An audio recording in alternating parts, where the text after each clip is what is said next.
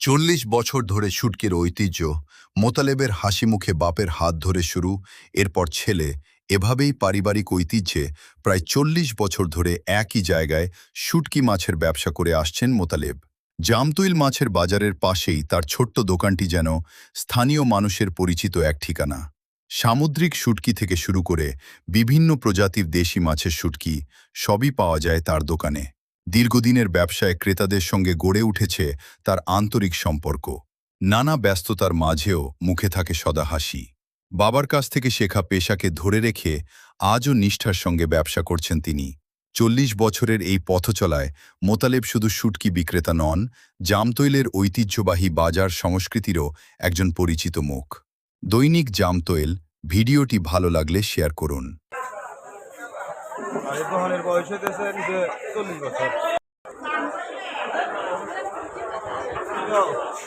দোনাইল শেয়ারের